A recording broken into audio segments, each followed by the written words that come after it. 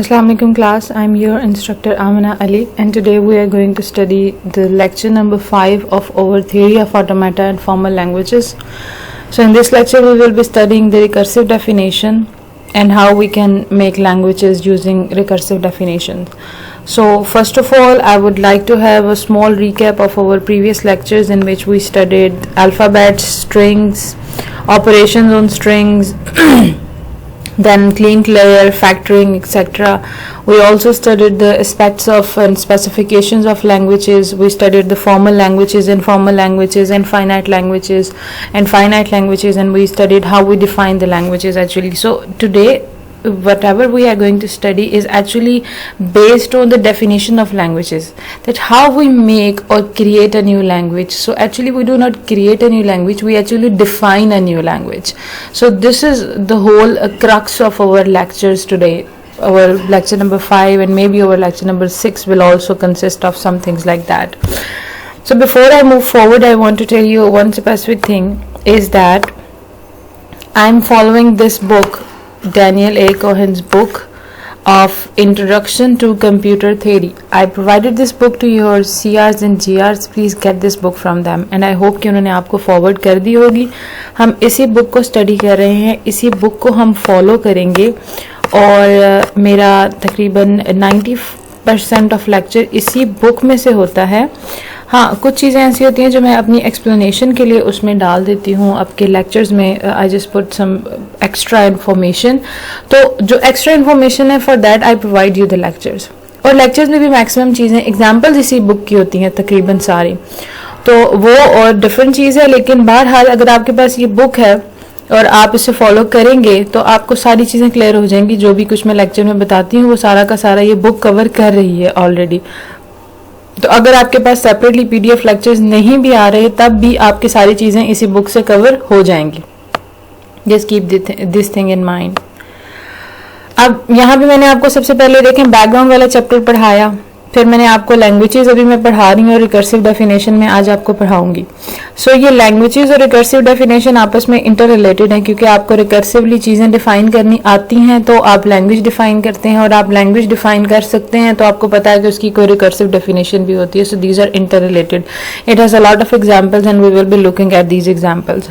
So first of all, I will start with my lecture number 5, that is recursive definition of language. So first of all, what is recursive definition?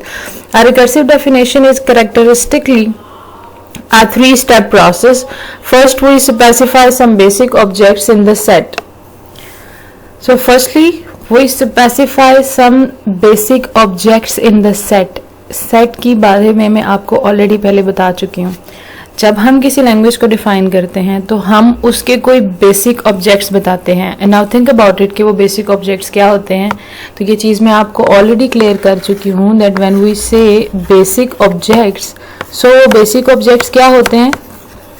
These basic objects are basically alphabet. जो हमारे पास alphabet में provide करती हूँ, that is actually the basic object. यानी हमारे पास जो alphabet होता है वही आपके बेसिक ऑब्जेक्ट्स होते हैं, किसी भी लैंग्वेज के बेसिक ऑब्जेक्ट्स. तो उसको मैंने एक दफ़ा आपको बेस सेट भी कहा था कि हम इसे बेस सेट भी कह सकते हैं कि किसी चीज़ का जी बेस सेट है वो. और इसके अलावा हम उसको अल्फ़ाबेट, नॉर्मली हम उसको अल्फ़ाबेट ही कहते हैं, लेकिन यहाँ पे हम एक प्रॉपरली एक चीज़ को डिफाइन करें तो हमने कहा कि हम बेसिक ऑब्जेक्ट्स डिफाइन करते हैं. So what are these basic objects? These are actually the alphabets. Second, we give rules for constructing more objects in the set from the ones we already know. ठीक है, अब यहाँ पे आपने चीज़ समझनी है. We give rules for constructing more objects in the set from the ones we already know. अब अगर यहाँ पे आप देखें तो आप अगर अल्फ़ाबेट की बात करें तो अल्फ़ाबेट आपके पास क्या होता है? Alphabet is something you already know. Alphabet is something जिसके बारे में आपको ऑलरेडी पता होता है. अब इस ऑलरेडी नोन चीज से आप क्या करते हैं? आप मजीद कोई चीज बनाते हैं, दैट इज कि आप उससे बनाते हैं मोर ऑब्जेक्ट्स. यानी हमारे पास जो नॉन ऑब्जेक्ट्स हैं उनसे हम बनाते हैं मोर ऑब्जेक्ट्स, और उन मोर ऑब्जेक्ट्स को फिर हम क्या कहेंगे? एक्चुअली वो क्या होते हैं? हमारे पास किसी भी लैंग्वेज के वर्ड्स होते हैं. So what we are actually doing right now is कि हम यहाँ से अल्फाबेट्स को पिक करें जो हमें पहले ही पता है और उससे हम मोर ऑब्जेक्ट्स बना रहे हैं और मोर ऑब्जेक्ट्स को हम क्या कहते हैं, वर्ड्स. और इन्हीं वर्ड्स से जब आप आगे फर्दर ऑन सेंटेंसेस बनाते हैं तो वो आपकी एक पूरी लैंग्वेज और आपकी लैंग्वेज की एक पूरी, आप ये कह सकते हैं कि रिपोजिटरी बन जाती है कि आप उसमें क्या क्या चीजें इंक्लूड करें. उसके बाद थर्ड चीज ये है, third we declare that no objects except those constructed in this way are allowed in the set. अब ये एक बहुत ही कॉमन सी बात है कि ठीक है आपकी लैंग्वेज की जो डेफिनेशन है वो उससे जो वर्ड्स बन रहे हैं सिर्फ वही अलाउड है, इसके अलावा कोई और वर्ड अलाउड नहीं है. तो ये एक बहुत कॉमन सी बात है जिसे आप समझ सकते हैं. इसमें कोई इतनी रॉकेट साइंस नहीं है जिसको मैं आपको ज्यादा डिटेल में एक्सप्लेन करूँ. सो अब हम क्या करेंगे कि हम कोई एग्जाम्पल लेते हैं और हम काफ़ी सारे एग्जाम्पल्स करेंगे ताकि आपको इस चीज़ की अच्छी तरीके से समझ आ जाए. अब ये है वही बात है जो मैंने आपको पहले भी अगर कोई लैंग्वेज बनाई है तो उसमें मैंने आपको एक्सप्लेन किया. हमने एक दो लैंग्वेजेस ही बनाई थी तो वो वही चीज़ है, लेकिन बहरहाल हम इसको एक प्रॉपर नेम दे रहे हैं कि ये रिकर्सिव डेफिनेशन है किसी भी लैंग्वेज की. Let us take an example. Suppose that we are trying to define the set of positive even integers for someone who knows about arithmetic but has never heard of even numbers. One standard way of defining is even is the set of all positive whole number divisible by 2. यानी आपने क्या किया है कि आपने कोई ऐसा बंदा जिसे अर्थमेटिक का कुछ भी नहीं पता और आप उसे ये बता रहे हैं कि हमने इवन नंबर्स का सेट बनाना है. तो यू विल, अब देखें अगर हम एक मैथमेटिक्स पॉइंट ऑफ व्यू से बात कर रहे हैं तो मैं आपको कह दूंगी कि जी we are going to make a language of even numbers. ठीक है, you know what is even, I know what is even, so we understand it. But what if we are going to tell this to someone who do not know arithmetic, तो उनको हम explain करने के लिए हम कोई detailed explanation लिखेंगे. तो that detailed explanation is also part of your language. कि हम क्या करते हैं, हम थोड़ी सी डिटेल्ड एक्सप्लेनेशन लिख देते हैं किसी चीज की. तो उस डिटेल्ड एक्सप्लेनेशन को हम बता देते हैं. बाहर चलिए ठीक है, that is an easy. Another way is we might try is that even is the set of all 2n where n is equals to 1 2 3 4. अच्छा, अब यहाँ पे मैंने कहा है कि इवन क्या है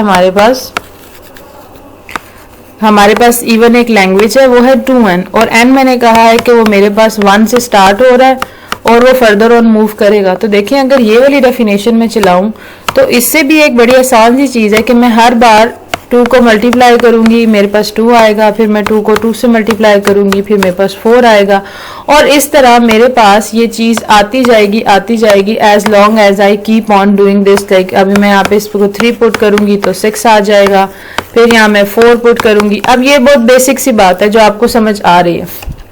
so you just think like in चीज़ों की हमें एक्सप्लेनेशन नहीं चाहिए, लेकिन यही बेसिक कॉन्सेप्ट जब आगे हम अल्फ़ाबेट्स पे अप्लाई करते हैं या थोड़ी मुश्किल चीज़ों पे अप्लाई करते हैं तो वो आपको वही बेसिक चीज़ें समझ नहीं आती.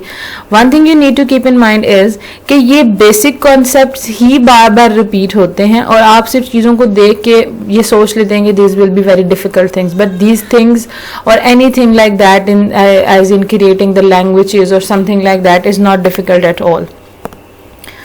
अब यहाँ पे हम देखेंगे अपना नेक्स्ट देखेंगे. अब हम इसे रिकर्सिवली डिफाइन कर रहे हैं. यानी ये हमने जो ऊपर 2 बातें बताई ये है कि हम जनरली भाई आप वैसे किसी को बता रहे हैं, but when we are going to define something recursively that is entirely something different.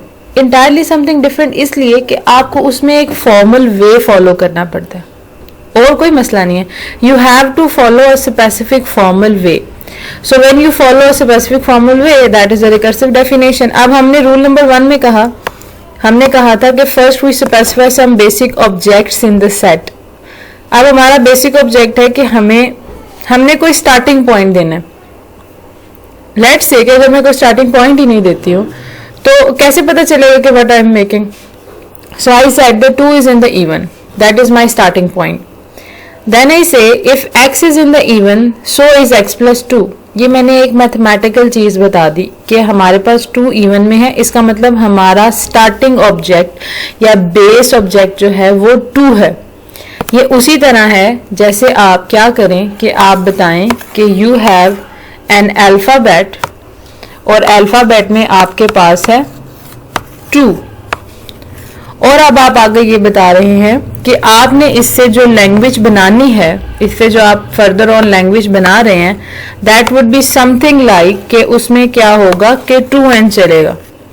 अब 2n क्या होगा, n, और आपने यहाँ पे बता दिया कि n is something like that, कि आपने ये डिफाइन कर दिया that n would be 1 2 3 and so on and so forth, whatsoever comes in the way, that is something n. So when you define it recursively, तो आप इसे कैसे बता रहे हैं? 2 is an even, it means even is a language, even is specific language, और उस even में क्या है? 2, यानी कि ये हमारा बेसिक ऑब्जेक्ट है। अब x भी इवन में है, यानी x कोई भी दूसरा नंबर है जो इवन में है। अब हम नंबर की बात करें तो मैं नंबर ही उसको बोलूंगी, और होगा क्या कि x प्लस 2 भी फिर इवन में होगा। अब ये रिकर्सिव डेफिनेशन, हालांकि आपको पता है कि आपने इवन नंबर्स किस तरीके से बनाने। हम अब रूल नंबर 3 है, the only elements inside even are those that can be produced from these 2 rules, यानी इन 2 रूल्स से अगर आपके पास कोई नंबर बनेगा तो बनेगा, वरना कोई भी नंबर इवन नहीं होगा। For example, suppose that we want to prove that 14 is in the set even. To show this, using the first definition, we divide 14 by 2 and find that there is no remainder. Therefore, it is even. यानी आप अगर इस definition को mind में रखें कि 14 even है या नहीं है, तो हमने यहाँ पे देखा कि ये डिविजिबल बाय 2 होना चाहिए, तो वो डिविजिबल बाय 2 हुआ, तो इसलिए वो इवन है। That is a very simple thing. अब अगर हमने रिकर्सिव डेफिनेशन को यूज करते हुए इस चीज को प्रूव करना है, तो ये एक लेंथियर प्रोसेस है। उसमें लेंथियर प्रोसेस में हमने सबसे पहले क्या देखा कि by rule number 1 we know that 2 is in even, ठीक हो गया। By rule number 2 we know that 2 plus 2 4 is also in even. अब हम एक्चुअली क्या करेंगे इसमें, now you will see that कि हम एक्चुअली इसमें क्या करेंगे। हम यहाँ पे इवन नंबर बनाना स्टार्ट करेंगे, तो हम उसे किस तरह बनाएंगे कि हमने कहा कि लेट सपोज जी हमारे पास हमने साबित करना है कि 14 is in even. 14 is even, ये मैंने गलत बात लिखी है यहाँ पे। अब आपको एक चीज क्लियर कर देनी चाहिए, इवन अगर मैं स्मॉल वर्ड्स में लिख रही हूं तो इसका मतलब है 14 is even, that is a mathematical statement. यहां पे मैं कह रही हूं 14 इज इन इवन, यानी कि जो लैंग्वेज, ये इवन एक लैंग्वेज का नाम है जो यहाँ पे मैंने डिफाइन किया है। अगर वैसे मैं लिखूं 14 इज इवन तो वो एक मैथमेटिकल स्टेटमेंट है। अब मैंने यहाँ पे प्रूव करना है कि 14 इज इन इवन। तो अब इसको प्रूव करने के लिए मैंने क्या किया कि मुझे पहला रूल पता है। पहला रूल मेरा ये है कि 2 बेस सेट है। पहला रूल मेरा ये था कि 2 हमारे पास बेसिक ऑब्जेक्ट है, और दूसरा रूल मेरा ये था कि अगर कोई भी एलिमेंट एग्जिस्ट करता है तो उसमें अगर हम 2 ऐड करेंगे तो वो भी एग्जिस्ट करेगा। यानी कोई भी एलिमेंट है x, अगर वो इवन में एग्जिस्ट कर रहा है तो फिर अगर आप उसमें 2 ऐड करेंगे तो वो भी इवन में एग्जिस्ट करेगा। अब सबसे पहले मैंने देखा कि 2 जो है वो एक एलिमेंट है जो इवन में एग्जिस्ट कर रहा है, और मैं उसमें जब 2 ऐड करूंगी तो वो भी इवन में एग्जिस्ट करेगा। और मैंने कहां तक जाना है? 14 तक जाना है। तो मैं क्या करूंगी, I will just keep on doing the same thing, कि मैं कहूंगी कि ठीक है, हम रूल नंबर 1 को यूज करते हैं। रूल नंबर 1 के मुताबिक हमारे पास 2 जो है वो इवन में है। मैं इवन पूरा नहीं लिख रही, सिर्फ ई लिख रही हूँ। और रूल नंबर 2 के मुताबिक अगर हमारे पास कोई एलिमेंट मौजूद है तो 2 प्लस 2 4 भी इवन में होगा। अब लेटर ऑन अगर इसको मैं चलाती जाऊं तो मैं इसे ऐड करती जाऊंगी कि अब हमारे पास आगे जी 4 प्लस 2 भी होगा इवन में, तो दैट वुड बी 6। और इसी तरह इसमें मैं 2 ऐड करूंगी तो दैट वुड बी 8, और 8 में 2 ऐड करूंगी दैट वुड बी 10, 10 में 2 ऐड करूंगी 12, और इसी तरह मैं 2 ऐड करूंगी तो लेटर हमारे पास 14 आ जाएगा। इसका मतलब रूल नंबर 2 को मैं रिकर्सिवली रिपीट करती रही हूं बार बार। हर बार मैं x की जगह कंसीडर कर लेती थी हमारे रीसेंट नंबर को। जब मैंने बिल्कुल स्टार्ट किया, when I just started I thought कि मेरा रीसेंट नंबर है ये 2। जब इसमें मैंने 2 ऐड कर लिया तो फिर मैंने कंसीडर किया रीसेंट नंबर है 4। इसी तरह मैं आगे चलती गई और मैंने अपने रीसेंट नंबर को टाइम बाय टाइम चेंज किया। अब रीसेंट नंबर 6, हर रीसेंट नंबर को मैंने कंसीडर किया कि ये है मेरे पास x, और इसमें अगर मैं 2 ऐड करूंगी तो वो भी इवन में एग्जिस्ट करेगा, फिर ये x बन गया और फाइनली मेरे पास 14 आ गया. तो that is how I proved by using recursive definition that specific number 14 was in even language. Even is name of the language. I'm sorry I was not writing it in capitalized form, but actually it is in capitalized form. तो जिस तरह आप language का नाम लिखेंगे, जैसे मुझसे कुछ स्टूडेंट्स ने पिछले लेक्चर्स में पूछा भी कि हम लैंग्वेज का नाम क्या रख सकते हैं, तो आप लैंग्वेज का नाम कोई भी रख सकते हैं. It's entirely your own personal language. You can name it as you wish, जिस तरह भी आपको अच्छा लगे. बट कीप इन माइंड कि whenever you are making language, अगर आप ऑड नंबर्स की लैंग्वेज बना रहे हैं तो आप उसका नाम इवन तो नहीं रखेंगे, या अगर आप प्राइम नंबर्स की लैंग्वेज बना, this is something I am talking about the sets and numbers, ताकि आपको आइडेंटिफाई हो जाए कि आपने कोशिश करनी है कि लैंग्वेज का नाम वही हो जो उसकी कैरेक्टरिस्टिक्स से भी मैच करता हो, ताकि कोई भी अगर उस लैंग्वेज को पढ़े तो दे विल अंडरस्टैंड. अब हमारे पास एक और ये समझ लें कि डिटेल्ड एग्जांपल है, दैट इज ऑफ पोलिनोमियल. अब अगर आप पोलिनोमियल की बात करें, सो लेट्स से कि अब हम रिकर्सिव की, हमने असल में करनी रिकर्सिव की क्या है, एग्जांपल्स करनी है, बिकॉज विदाउट एग्जांपल्स आप इसे नहीं कर सकते. और अब with passage of time you will understand कि आपका ये सब्जेक्ट ज्यादातर सॉल्व करने वाला है. So it would be better that you keep a resistor with yourself and you keep on solving all the things. अगर आप प्रैक्टिस नहीं करेंगे तो आपको ये चीजें बिल्कुल भी नहीं आएंगी और आपके क्वेश्चन पेपर में इसी तरह के आएंगे. Just keep in mind that even if this whole semester is online, still you will not get a paper of MCQs type. अगर पूरा लेक्चर ये आपका सेमेस्टर भी ऑनलाइन गया तब भी आपका पेपर सब्जेक्टिव टाइप ही होगा और उसको आपको सॉल्व ही करना पड़ेगा. देयर इज नो चांस कि मैं आपको ऑब्जेक्टिव टाइप पेपर दूं, क्योंकि इस सब्जेक्ट का ऑब्जेक्टिव टाइप पेपर हो ही नहीं सकता. It's just you can think that this theory is just a sister of mathematics, so it is not possible कि मैं आपको दूसरा वाला पेपर दूं. So please practice it.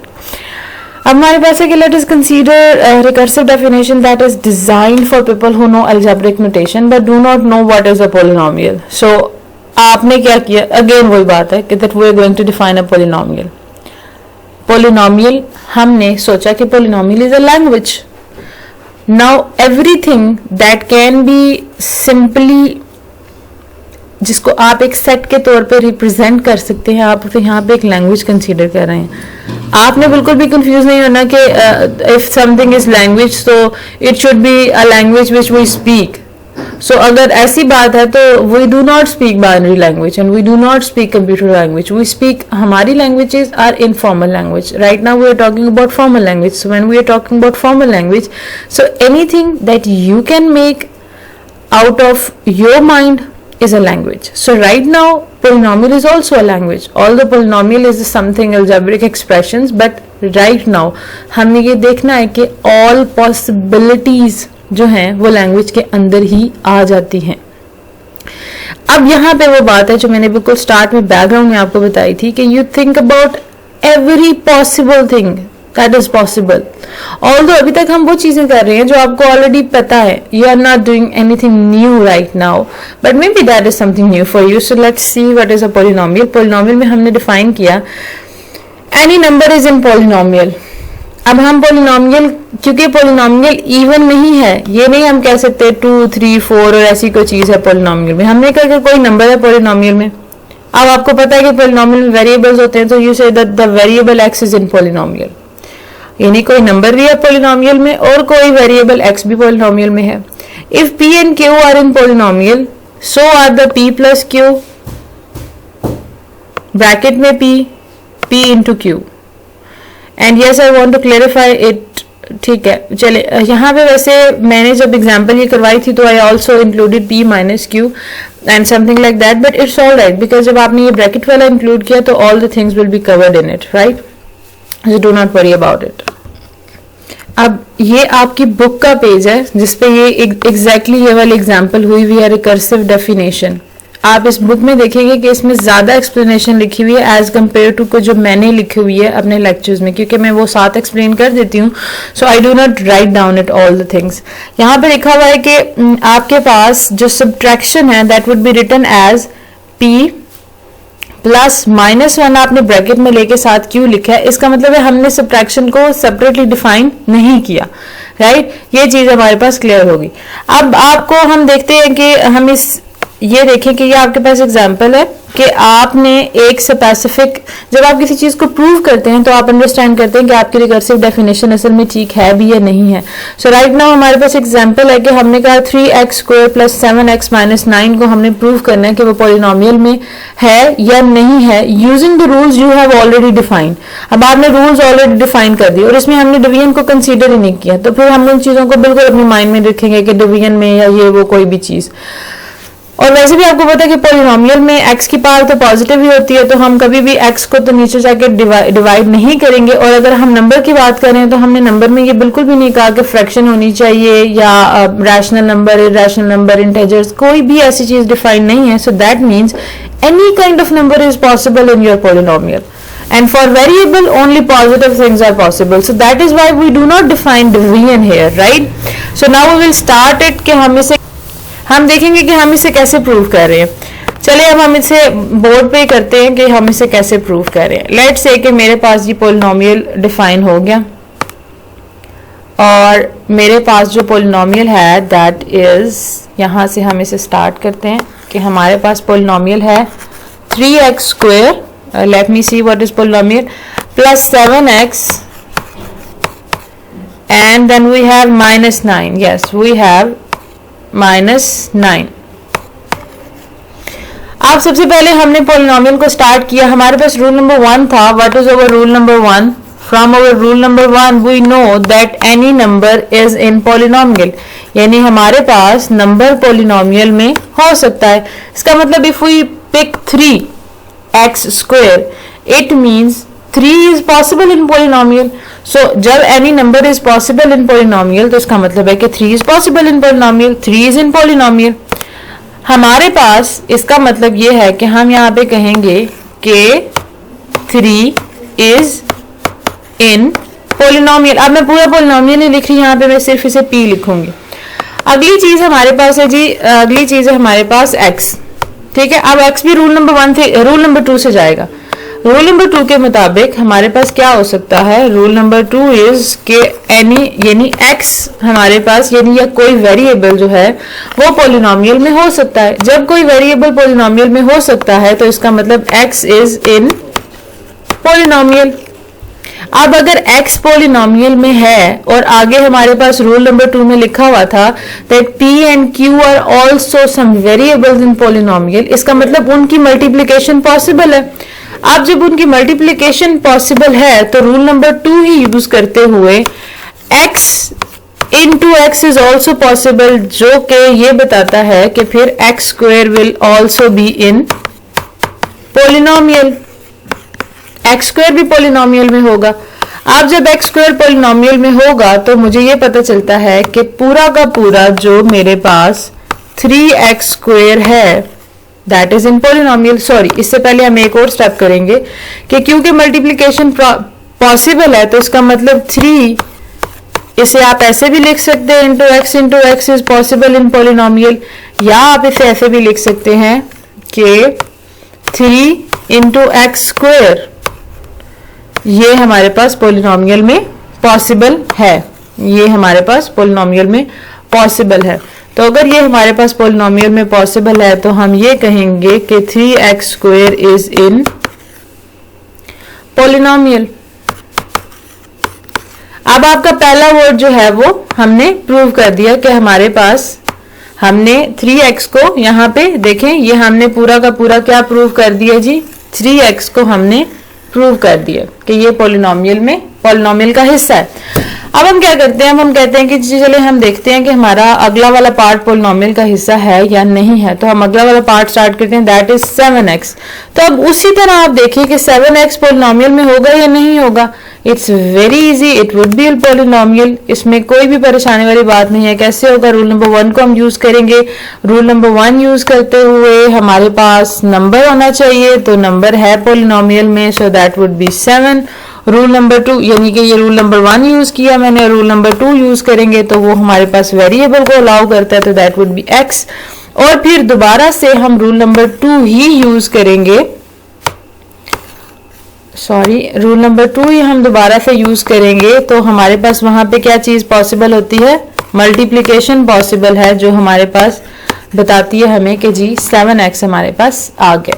तो इसका मतलब हमारे पास क्या हुआ कि 7x वाली बात भी प्रूव हो गई।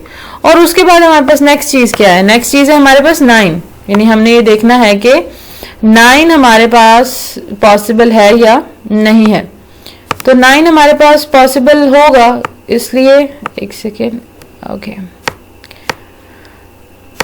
9 हमारे पास पॉसिबल है या नहीं है, हमने ये चीज देखनी है। तो 9 is a number and number is possible in polynomial, so that is why it is also possible. तो जब आपके पास 9 भी आ जाएगा तो उसके बाद क्या चीज है कि आपने अब क्या करना है, रूल नंबर 2 ही यूज करना है।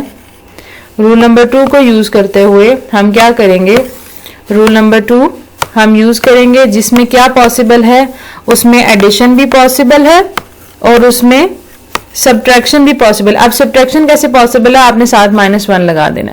तो जब आपके पास ये दोनों चीजें पॉसिबल है तो आप सारे नंबर्स को पिक करते हैं, आप कहते हैं जी 3x² है तो वो ऐड हो सकता है 7x में, और फिर वो ऐड हो सकता है -1 साथ लगा के, साथ आप 9 लिखेंगे तो एंड में आपके पास बन जाएगा 3x² + 7x - 9। So this specific term is being proved कि ये आपके पास साबित हो गई कि ये आपकी पॉलिनोमियल वाली लैंग्वेज का पार्ट है।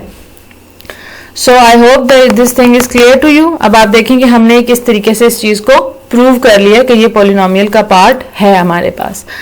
अब नेक्स्ट चीज जो आपने करनी है वो ये है कि मैं आपको कुछ 1-2 एग्जांपल्स अभी यहीं पे बता देती हूँ। These examples are your homework, you are suppose to do that and you are suppose to give me the answers in your comments and I will also mark your attendance on the basis of these comments.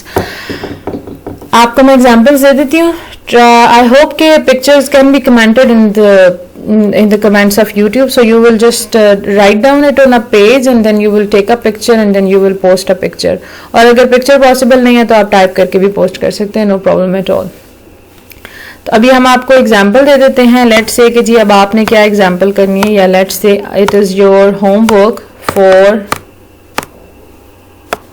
So you are suppose to prove the following things, the following expressions are in polynomial और not.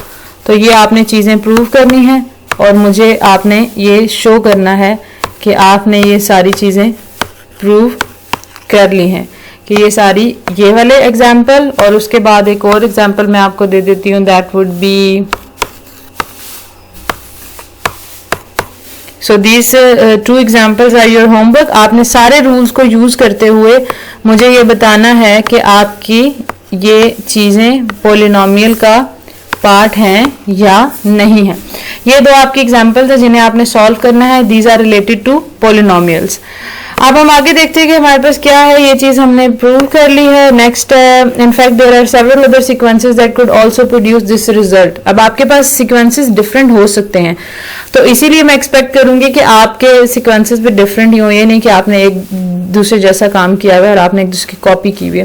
There are some advantages to this definition as well as the evident disadvantages. On plus side, it is immediately obvious that the sum and product of polynomials are both themselves polynomials. This is a little more complicated if you see we had to provide proof based on the classified definitions. चलें, ये this is not something important, you will study it and you will understand what is it. That's so easy. अब हमारे पास एक और recursive definition है, defining languages recursively. अब जब आपको पता चल गया कि रिकर्सिव डेफिनेशन क्या है और हमने इवन और पॉलिनोमियल वाली एग्जांपल कर ली, तो अब हम जनरल एग्जांपल्स करेंगे अपार्ट फ्रॉम मैथमेटिक्स। तो अगर हम जनरल एग्जांपल्स देखें तो we say that observe how natural the following definitions are. अब आप सिंपल देखें, simple definitions. X is in L1, L1 is a language. If Q is any word in L1, then XQ is also in L1. इसका मतलब है कि X L1 में है, X क्या है हमारे पास, अल्फाबेट है। अगर X अल्फाबेट में है तो Q is any word in language। आप याद रखें कि अगर X हमारा बेसिक ऑब्जेक्ट है तो Q जो भी ऑब्जेक्ट होगा वो मेड अप ऑफ X ही होगा। ये नहीं है कि वो कोई नई चीज निकल आएगी और आप कहेंगे कि ओहो ये पता नहीं क्या चीज है, हमें तो समझ ही नहीं आई। तो आपने ये बात अपने माइंड में रखनी है कि हमारे पास जो बेस ऑब्जेक्ट होता है, हम जब भी कोई और वेरिएबल लिखते हैं, ठीक है, जब भी हम कोई और वेरिएबल लाइक हम q यूज करते हैं, p यूज करते हैं, व्हाटसोएवर लिखते हैं, वो एक्चुअली किससे मिलके बना होता है? वो हमारे पास बना हुआ x से ही मिलके होता है। सॉरी, वो बना हुआ किससे होता है? मेड अप ऑफ हमारे पास किस चीज से बना होता है? आपके बेसिक ऑब्जेक्ट से मिलके बना होता है। देयर इज नथिंग डिफरेंट कि आप ये कहें कि this is something different. So L is any word in L1, Q is any word in L1, then X Q is also in L1। Q जो है वो कोई भी वर्ड है जो X से मिलके बना हुआ है, तो यहाँ पे हमारे पास क्या है? X plus. अच्छा, X प्लस क्यों है यहाँ पे? I explain you Kleene closure, उसमें हमने पॉजिटिव क्लेयर और स्टार क्लेयर पढ़ा था। स्टार क्लेयर में x की रेज टू पावर 0 भी हो सकती है, लेकिन पॉजिटिव क्लेयर में x की पावर हमेशा 1 से स्टार्ट होती है। अब यहाँ जब हमने रूल नंबर 1 बताया कि x लाजमी तौर पे L1 में है और आगे हमने इस चीज को बताया, तो एक्चुअली हम ये कह रहे हैं कि इसमें हमारे पास नल सेट नहीं आ रहा, और अभी हम नल सेट की बात भी नहीं कर रहे। इसी तरह आप दूसरी एग्जांपल देखें, x is in L2, if q is any word in L2 then x q is also in L2। इसका मतलब ये है कि अगर q कोई वर्ड है तो उसके साथ हमेशा 2x लगेंगे। तो अगर हम ये करें, चलिए हम इस एग्जांपल को सॉल्व करते हैं। Let's see that what we can do about this example. अब हमारे पास एग्जांपल है that x is in L2, ये हमारे पास एग्जांपल है जिसे मैं अब एक्सप्लेन करने लगी। तो इसे मैंने शॉर्टली लिख लिया कि x is in L2 then x q is in L2। यहाँ पे हालांकि डिटेल से लिखा हुआ है कि अगर q कोई भी वर्ड है L2 में तो x q भी L2 में वर्ड होगा, लेकिन अब आपको इसमें कंफ्यूजन होगी, तो आई विल एक्सप्लेन कि ये एक्चुअली काम कैसे करेगा। लेट्स से कि अगर ये हमारे पास दो रूल्स हैं, तो लेट्स से कि मैं अब अपनी लैंग्वेज बनाना स्टार्ट कर रही हूँ। अब मैंने क्या किया, मैंने कहा कि I am going to start making my language. तो रूल नंबर 1 यूज करते हुए मेरे पास पहला वर्ड क्या आएगा? My first word would be x, that is in L2। अब जब मेरे पास x जो है वो फर्स्ट वर्ड है, तो सेकंड वर्ड मैंने इसी को यूज करते हुए बनाना है ना। या मेरा अगर बेसिक ऑब्जेक्ट x है तो मैंने अगले ऑब्जेक्ट्स इसी को यूज करते हुए बनाने हैं। अगर मैंने इसी को यूज करते हुए बनाने हैं तो मेरे पास डेफिनेशन में लिखा हुआ है कि q कोई वर्ड है L2 में तो x q भी L2 में होगा। अब q इज सम वर्ड, तो वो सम वर्ड क्या है? वो वर्ड x ही है। तो रूल नंबर 2 को यूज करते हुए अगर मैं अपना वेरी रिसेंट वर्ड पिक करूं दैट इज x, तो मैं क्या करूंगी, उसके साथ मैंने क्या बनाना है? मैंने उसके साथ 2x और लगा देने हैं, तो मेरा क्या बन जाएगा? नेक्स्ट वर्ड बन जाएगा। अब रूल नंबर 2 के मुताबिक पहले मेरे पास ये जो था that was the recent one, ठीक है, this was my recent element. लेकिन अब मेरा रीसेंट एलिमेंट क्या हो गया? अब मेरा रीसेंट एलिमेंट ये हो गया। अच्छा, अब आप यहाँ पे कहेंगे कि हमें कैसे पता चला रीसेंट एलिमेंट अब ये हो गया? लेट्स से कि आपका यही है फर्स्ट एलिमेंट x। अब पहले तो आपके पास है ही x है, तो यही आपका रीसेंट है, यही नॉन रीसेंट है, इसके अलावा तो आपके पास कोई एलिमेंट ही नहीं है ऑलरेडी। लेकिन जब आपने कोई और एलिमेंट बनाना है, आप बार बार x तो नहीं लिख सकते। You can not write down the repetitive elements with no characteristics at all कि भाई आपकी लैंग्वेज में क्या है जी x सिर्फ x ही लिखा हुआ है, हर बार एक ही सिंगल x लिखा होता है, तो कोई लॉजिक ही नहीं बनती कि आपका एक ही अल्फाबेट है वही बार बार लिखा हुआ है। तो अगर x पहले रिसेंट एलिमेंट था और मैंने अगला एलिमेंट बनाना है और मेरे पास सिर्फ एक ही रूल है कि अगर कोई एलिमेंट होगा तो उसका कोई और एलिमेंट कैसे होगा कि उसके साथ 2x और लगे हुए होंगे। तो ये मेरा रीसेंट एलिमेंट था उस वक्त, तो इसके साथ मैंने क्या किया, 2x और लगा दिए, तो ये मेरा बन गया अगला एलिमेंट। और अगला एलिमेंट मेरा क्या बन गया? मेरे पास बन गया XXX। अब ये तो रिसेंट एलिमेंट नहीं हो सकता, क्योंकि अगर मैं फिर इसे रिसेंट एलिमेंट लूं और फिर से इस पे रूल अप्लाई करूं तो फिर से रूल अप्लाई होगा कि मैं इसके साथ 2x लगाऊं और फिर दोबारा से XXX बन जाएगा। तो डज इट मेक सेंस कि मैं x को दोबारा रिसेंट एलिमेंट लूं? नहीं। अब मैं अपने अगले एलिमेंट को रिसेंट एलिमेंट लूंगी। अब अगर मैं उसे रिसेंट एलिमेंट लूंगी और फिर से मैं उस पर रूल अप्लाई करूंगी, रूल नंबर 2, तो रूल नंबर 2 के मुताबिक कि मेरा अब रिसेंट एलिमेंट है x और उसके साथ मैंने क्या करना है, 2x और लगाने हैं। तो मेरे पास क्या बन जाएगा, x रेज टू पावर 5, क्योंकि 5x आ जाएंगे। अब मेरा रीसेंट एलिमेंट क्या है, अब मेरा फिर से recent element x raise to power 5 है, क्योंकि 3 को लेना तो बिल्कुल बेवकूफी है कि मैं 3 को एज अ रीसेंट एलिमेंट ले रही हूँ. It makes no sense at all. So that is why what I do, I take x5 as my recent element. So when I take x5 as my recent element, तो यहाँ पे मैं दोबारा से rule 2 लगाऊंगी और यहाँ पे मेरे पास होगा x रेज टू पावर 5 और उसके साथ 2x मैंने लगाने हैं, और तो मेरे पास बन जाएगा x raise to power 7. And now you can see that I am having odd power of x. मेरे पास x की पावर हमेशा ऑड आ रही है. So that is something you can see कि हमने लैंग्वेज L2 को कैसे डिफाइन किया है. x raised to power odd, it means x raised to power 3, x raised to power 5, 7, 9 and so on and so forth. इसे infinite language because हमने कोई limit define नहीं की. तो हमने इसे रिकर्सिवली कैसे डिफाइन किया, कोई एक स्पेसिफिक रूल बता के, और हम इसे ऐसे भी लिख सकते हैं. अच्छा, ये दोनों डेफिनेशंस पॉसिबल है. और जब आपके पास पेपर में कोई क्वेश्चन आएगा कि आपने जो डिफाइन अ लैंग्वेज, तो उसमें स्पेसिफिकली लिखा होगा कि आपने इसे रिकर्सिवली डिफाइन करना है या जनरली डिफाइन करना है या अपनी चॉइस का डिफाइन करना है. तो जैसा क्वेश्चन में रिक्वायर होगा आपने इसे उसी तरीके से डिफाइन करना है.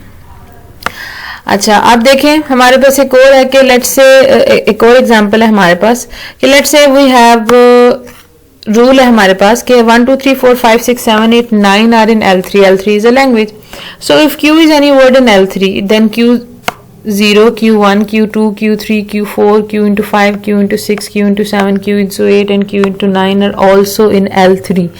अब इसका क्या मतलब है? इसका मतलब ये है कि लेट्स से कि मेरे पास पहला वर्ड है 1. इसका मतलब है कि इसके सारे मल्टीपल्स आएंगे. अब 1 है तो अगर मैं 1 को लेती हूँ और 1 को 0 से मल्टीप्लाई करती हूँ तो that would B 0. 1 into 1 1, 1 into 2 2, 1 into 3 3, 4 5 6 7. अब आप सिर्फ देखें, जब हम इन पिछले क्वेश्चंस की बात करते थे तो क्योंकि सिर्फ रूल ही x है, सिर्फ एक ही रूल है ना, यहाँ पे सिर्फ एक ही रूल है, यहाँ पे सिर्फ एक ही रूल है, तो उस एक ही रूल को यूज करते हुए अगर x मेरा एक x में लिख लेती थी तो अगला मेरा रिसेंट दूसरा ही बन जाता था और कोई रिसेंट मेरे पास पॉसिबल नहीं होता था. एक x है और एक ही रूल है तो मैंने उसी पे अप्लाई करना है, सेम बनने. लेकिन आप यहाँ पे देखें कि जो मेरे पास नेक्स्ट एग्जांपल है इसमें मेरे पास रूल्स काफी ज्यादा है. पहला रूल मेरे पास ये है कि मेरे पास बेस एलिमेंट्स ही बहुत ज्यादा है. पहले रूल के मुताबिक मेरे पास तो अल्फाबेट ही बहुत लंबा है, मेरे पास तो अल्फाबेट ही 1 से लेके 9 तक है. तो इसके बाद इसका मतलब मेरे पास 9 ऑप्शंस है. 9 ऑप्शंस के बाद मेरे पास जो रूल 2 है वो भी बहुत बड़ा है. रूल 2 इस तरह बड़ा है कि मेरे पास रूल 2 के मुताबिक मैं उसको Q0 से लेके यानी Q को 0 से और Q9 तक उसे मल्टीप्लाई करवा सकती हूँ. तो मेरे पास ऑलमोस्ट अभी से 81 ऑप्शंस बन गए. ये मतलब ये इससे भी ज्यादा है, but I am just telling you क्यों इससे ज्यादा है कि हर बार जब आप इसे मल्टीप्लाई करेंगे तो आपके पास लॉट ऑफ रीसेंट नंबर्स बन जाएंगे और फिर उन लॉट ऑफ रीसेंट नंबर्स को आप फर्दर ऑन मल्टीप्लाई करेंगे तो it's a very big language and I don't think कि आप वैसे you have to try this language. इसी तरह आप इसको देखेंगे कि ये कितनी वास्ट चीज है आपके पास थ्योरी ऑफ ऑटोमेटा जिसमें आप लैंग्वेजेस को डिफाइन करते हैं. सो लेट्स से कि मैं यहाँ पे इसी लैंग्वेज को हम क्या करते हैं डिफाइन करने की कोशिश करते हैं. चलिए हम स्टार्ट करते हैं. अब मेरे पास है, अगर मैं पहले सबसे स्टार्ट करूं कि मैंने ले लिया अपना बेस सेट. बेस सेट मेरे पास क्या था कि मेरे पास 1 से 9 तक एलिमेंट्स हैं. तो अगर मेरे पास 1 से 9 तक एलिमेंट हैं तो अगर सबसे पहले मैंने ये कंसीडर किया कि मेरे पास एलिमेंट है 1. अगर ये मेरा रीसेंट एलिमेंट है तो इस पे मैं 9 रूल्स अप्लाई कर सकती हूँ. और अगर मैं उन 9 रूल्स को अप्लाई करूँ तो मेरे पास फर्स्ट रूल के मुताबिक इसको मैं 0 से मल्टीप्लाई कर दूंगी. फर्स्ट रूल मेरे पास यही है ना कि हम Q को 0 से मल्टीप्लाई कर सकते हैं. तो फर्स्ट रूल के मुताबिक अगर मैं इसको 0 से मल्टीप्लाई करूं, यानी कि मेरे पास पहला रूल था Q इंटू 0, इसका मतलब यहाँ पे क्या आ जाएगा, मेरे पास बेस एलिमेंट 1 है ना, तो बेस एलिमेंट 1 के लिहाज से मेरे पास आ जाएगा 0. उसके बाद मैं क्या करती हूँ कि मैं अगर इसी तरह मैं क्या करती हूँ, फिर इसको मैं Q1 करती हूँ तो मेरे पास 1 और इसी तरह 2 3 4 5 6 एंड अप टू हमारे पास कहाँ तक आ जाएगा, जहां तक मेरे पास Q की वैल्यूज जा रही हैं. अब यहाँ पे भी हम स्टॉप नहीं कर सकते। अब हम क्या करेंगे, हमने पहले बेस सेट पे, यानी हमारे पास जो पहला एलिमेंट था दैट वाज 0 तो अब आपके पास आ गया। अगर आप 0 को रिसेंट एलिमेंट कंसीडर करते हैं तो कोई फायदा नहीं, उस पर क्यू के सारे रूल्स अप्लाई करेंगे तो कोई स्पेसिफिक आंसर आपके पास नहीं आएगा। तो आप कर क्या सकते हैं कि 0 को तो चलें आपने छोड़ दिया, उसके बाद आपके पास क्या था 1 पे आपने सारे और लगा दिए ऑर्डर्स। अब आप देखें कि आपके पास अगला एलिमेंट क्या है, आपके पास अगला एलिमेंट है 2। अब जब आप 2 पे ये सारी चीजें अप्लाई करेंगे तो आप सोचें कि आपके पास क्या एलिमेंट्स बनेंगे। आपने सबसे पहले 2 को 0 से मल्टीप्लाई किया तो 0 आया, हम उसको कंसीडर नहीं कर रहे, हमने दोबारा रिपीट करके कुछ भी नहीं लिखना। फिर 2 को आपने 1 से मल्टीप्लाई किया तो 2 आ गया, 2 भी ऑलरेडी लिखा हुआ है। अब हम आगे शुरू करते हैं कि अगर हम इसे क्या करेंगे, 2 से मल्टीप्लाई करेंगे तो 4 आ जाएगा, 4 भी हमारे पास है, 6 भी है, 8 भी है, लेकिन लेटर ऑन नहीं है। 5 से करेंगे तो हमारे पास 10 आएगा। फिर इसी तरह हम आगे वाले एलिमेंट्स चलाते हैं और अब आप देखें कि आपने रिपीटिव चीजें जो हैं वो छोड़ देनी है। 5, उसके बाद हमारे पास आ जाएगा 12, 7 से करेंगे 14, फिर हमारे पास आ जाएगा। अब अगर आप यहाँ 18 तक पहुंच गए हैं, ठीक है, हमने Q9 तक रूल्स उस पर अप्लाई कर दिए। अब Q9 तक रूल्स अप्लाई करने के बाद आप दोबारा से देखें कि अब आपके पास रीसेंट एलिमेंट क्या बन जाता है। अब आपके पास रीसेंट एलिमेंट है जी 3। अब आप जरा 3 पे ये सारे रूल इंप्लीमेंट करेंगे। तो जब हम 3 पे इंप्लीमेंट करेंगे तो आपके पास 1, 2, 3 और 0 को आप एक्सक्लूड कर दें क्योंकि वो है। 12 भी हमारे पास है, लेकिन उससे लेटर ऑन हम कहाँ से स्टार्ट करेंगे, 5 से हम उसको स्टार्ट करेंगे। तो हमारे पास लेटर ऑन एलिमेंट्स बनते जाएंगे। दैट वुड बी लाइक जो हमारे पास नहीं है दैट वुड बी 15, 18 हमारे पास है, then we will have 21 and अब आप ये देखें कि कितने एलिमेंट्स बनेंगे हर एक की बेसिस पे। अगर आप एलिमेंट्स बनाएंगे तो वो किसी ना किसी केस में आपके पास इंक्रीज होते जाएंगे, यानी यहाँ पे आपके पास और एलिमेंट्स आते जाएंगे और आपके पास बेस एलिमेंट भी बढ़ते जाएंगे। तो आप ये सोचेंगे आपके पास ये कितनी लंबी लैंग्वेज बन जाएगी जिसकी पॉसिबिलिटी कितनी ज्यादा है, जस्ट बिकॉज कि आपने जो उसको रूल्स दिए हैं। अब ये भी एक सोचने की बात है कि क्या उसमें सारे एलिमेंट्स आएंगे। डू यू थिंक कि हमारे पास आपने मुझे इस क्वेश्चन का आंसर देना है कि क्या अगर मैं इस सारी चीजों को, मतलब इन सब चीजों को मैं मल्टीप्लाई करती जाऊं और इन रूल्स को अप्लाई करती जाऊं, सो इज इट पॉसिबल कि मेरे पास ऑल न्यूमेरिकल वैल्यूज या ऑल इंटीजर्स, यानी अब आपने मुझे बताना है कि is it possible, is this set या लैंग्वेज, जो भी हम इसे कंसीडर करें, या हमारे पास इस सेट। अब आपने मुझे ये बताना है कि क्या इस लैंग्वेज में सारे नंबर्स होंगे, यानी कि सारे नंबर्स। जैसे आपको नजर आ रहा है कि 0 से 10 तक तो सारे नंबर्स हैं, लेकिन अब आप क्या करें कि आप ऑलमोस्ट मुझे 50 या 60 तक ये बताएं, अप टू 50 या 60 या 100 तक। वैसे तो इस क्वेश्चन का आंसर बहुत प्लेन है, बहुत सिंपल है, किसी को भी पता चल सकता है अगर आप लॉजिकली अपना माइंड यूज करें। लेकिन बहरहाल अगर आप इसे मल्टीप्लाई भी करते हैं तो आप मुझे तकरीबन 60-70 तक बताएं कि क्या 60 या 70 या 100 तक इसमें ऑल नंबर्स आएंगे या नहीं आएंगे। ये चीज अब आपने मुझे, इस क्वेश्चन का भी आपने मुझे आंसर देना है। अब मैं आपको 2 क्वेश्चंस दे चुकी हूं अभी तक जिनके आपने मुझे आंसर्स देने हैं। अच्छा, अब उसके बाद recursive definition of arithmetic expression. ये भी बड़ी इंपॉर्टेंट चीज है कि आपने रिकर्सिव डेफिनेशन कैसे करनी होती है अर्थमेटिक एक्सप्रेशन की। Suppose we ask ourselves what constitutes a valid arithmetic expression that can be typed on a line in a form of digestible by computers. The alphabet for this language is। अच्छा, अब हम यहाँ पे ये कह रहे हैं कि लेट्स से कि आपने अपने कंप्यूटर को बताना है कि भाई ये चीज जो है इसे हम अर्थमेटिक एक्सप्रेशन कहते हैं। कंप्यूटर को क्या पता है कि अर्थमेटिक एक्सप्रेशन क्या चीज है। You are going to define it, so in your language you are going to tell computer कि उसने मैथमेटिक्स की चीजें एक्सेप्ट करनी है। तो वो कैसे समझेगा कि ये क्या हो रहा है, ये 1, 2, 3 नंबर्स क्या हैं, ये स्टारिक क्या है, ये सारी चीजें क्या कर रही हैं। तो हम उस चीज को डिफाइन करते हैं कि अर्थमेटिक एक्सप्रेशन क्या होता है। अब हमने अर्थमेटिक एक्सप्रेशन का बेस सेट बता दिया कि बेस सेट 0 से लेके 9 तक स्टार्ट हो रहा है और उससे सारे नंबर्स बन जाएंगे। फिर प्लस माइनस मल्टीप्लीकेशन और डिवीजन और उसके क्या है आगे हमारे पास ब्रैकेट्स आ रहे हैं, क्योंकि हमारे पास अर्थमेटिक एक्सप्रेशन में यही कुछ होता है। हम कोई वेरिएबल इंक्लूड नहीं कर रहे और हम ऐसा कुछ भी नहीं बता रहे। अब हमने रूल्स बता दिए हैं। So what are our rules for arithmetic expression? That is any number positive, negative और जीरो इज ए, यानी हम अपनी लैंग्वेज को ए से शो कर रहे हैं, अर्थमेटिक एक्सप्रेशन हम पूरा नहीं लिख रहे। Then we are saying if x is in arithmetic expression, so is the x in bracket and the negative of x. अगर कोई x arithmetic expression में है, this x is not a variable. Please keep in mind this is simply any number. मैंने आपको पहले बताया था x, p, q, अगर हम ऊपर हमने बेस सेट नंबर डिफाइन किया हो तो x, p, q उसी बेस सेट को मिला के बनते हैं। तो अभी हमारे बेस सेट में नंबर्स हैं, तो x का मतलब है कोई भी नंबर। x and y are in arithmetic expression, यानी कोई और दो नंबर अर्थमेटिक एक्सप्रेशन में है, तो फिर क्या होगा? हमारे पास x प्लस वाई भी पॉसिबल है। First symbol is y, in y is not negative.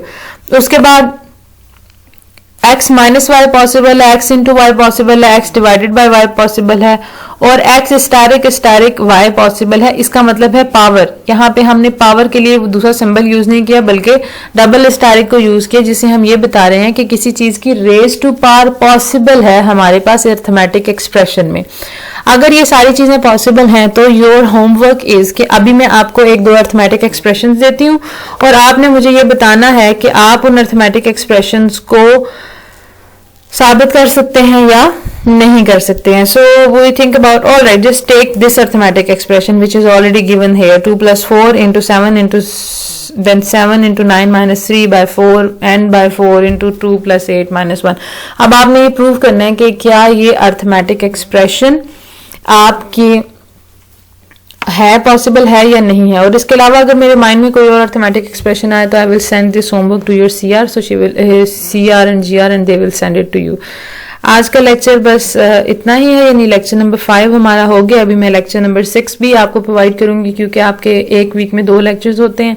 So please practice it. और अगर आपको कोई भी क्वेश्चन है आप काइंडली कमेंट कर दिया करें यूट्यूब पे ही नीचे वीडियो के, ताकि मुझे पता चल जाए कि आपको क्या प्रॉब्लम है, एनी और ऑल क्वेश्चंस। इसके अलावा मैंने ईमेल एड्रेस भी दी हुई है, उस पर भी आप मुझे मेल करके पूछ सकते हैं, बट बेटर ऑप्शन इज कि आप कमेंट कर दें, क्योंकि वहां पे मैं ज़्यादा रेडिली और इजीली अवेलेबल होती हूँ कि आपको मैं आंसर कर दूं कि आपको क्या प्रॉब्लम है स्पेसिफिकली। वैसे तो आप लोग अपना नाम मेंशन करते हैं, but I will still say कि अगर कोई नहीं मेंशन करता, आपके नाम ऊपर लिखा होता है, तो that is easier for me. And please I need the engagement of all of you, कि आप सारे के सारे इस चीज़ में एंगेज हों और मुझे उस चीज़ का आंसर किया करें। Thank you so much.